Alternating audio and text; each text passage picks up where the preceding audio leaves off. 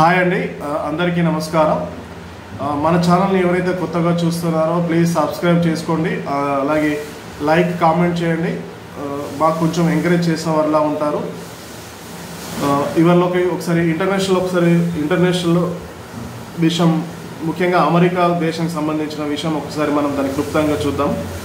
Social మీడియాలో జాతి వ్యతిరేక పోస్టులు కానివ్వండి, రెచ్చగొట్టే పోస్టులు పెట్టిన వారికి ఇకపై యుఎస్ వీసాలు, యుఎస్లోకి ఎంట్రీ అవ్వడానికి ఇచ్చే పర్మిట్లు కానివ్వండి, గ్రీన్ కార్డులు ఇక నుంచి ఇవ్వబోమనేసి అక్కడ ఇమిగ్రేషన్ అధికారులు స్పష్టం చేసినట్టు తెలుస్తుంది.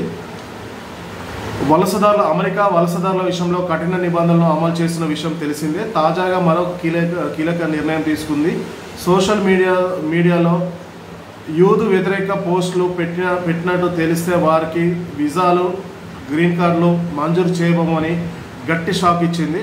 ఈ నిబంధన తక్షణమే అమల్లోకి వస్తుందనేసి వెల్లడించింది.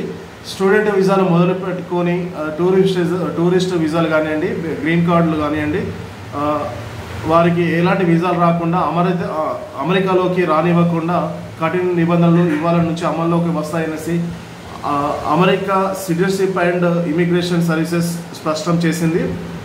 ఉగ్రవాద సంస్థలుగా అమెరికా వర్గీకరించిన Hamas, Palestine, Islamic jihad, Lebanon, Hezbollah, Yemen హుతీల వంటి గ్రూపులకు మద్దతు ఇస్తే వాటిని యూదు వ్యతిరేక చర్యలుగా పరిగణిస్తామనేసి అమెరికా తెలిపింది.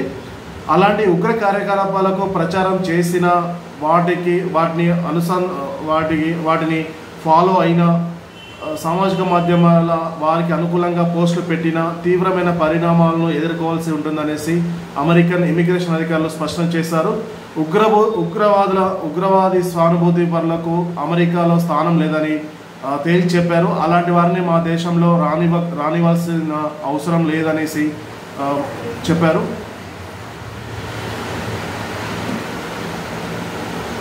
ఈ ఏడాది జనవరిలో అమెరికా అధ్యక్షుడు డొనాల్డ్ ట్రంప్ అధికారం చేపట్టిన నాటి నుంచి వలసలపై కఠిన నిబంధనలు పాటించిన విషయం తెలిసిందే.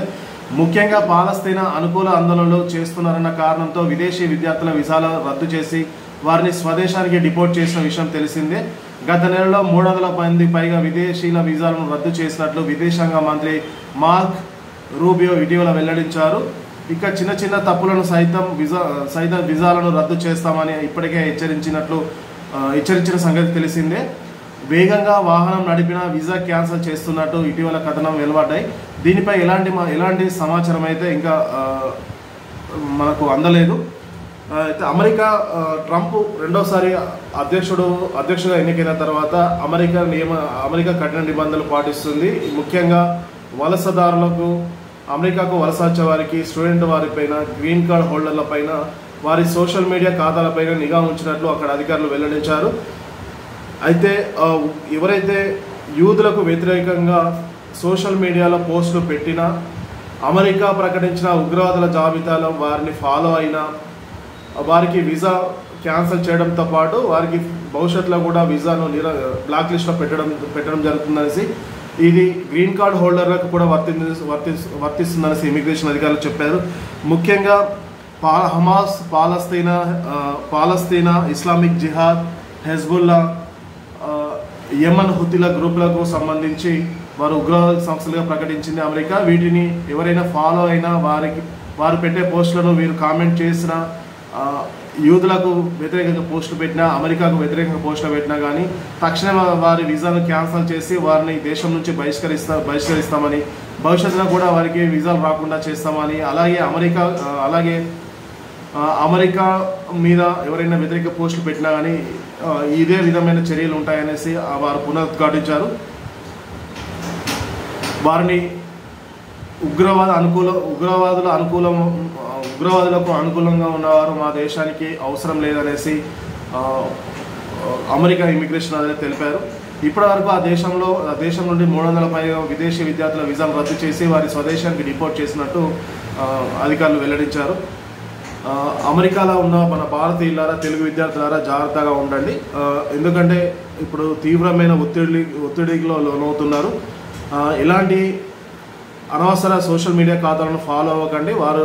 వారు పెట్టే పోస్టులకు కామెంట్ కానీ, లైక్ కానీ చేయకండి. అంతేకాకుండా మీరు వాహనాన్ని కూడా ఇప్పుడు మరొకటి కొత్త రకం నిబంధన అమల్లోకి వస్తుందని తెలుస్తున్నారు. అది ఇంతవరకు నిజం తెలియదు.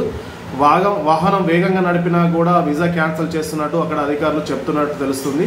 కానీ ఇది ఇంకా నిర్ధారితం కాలేదు.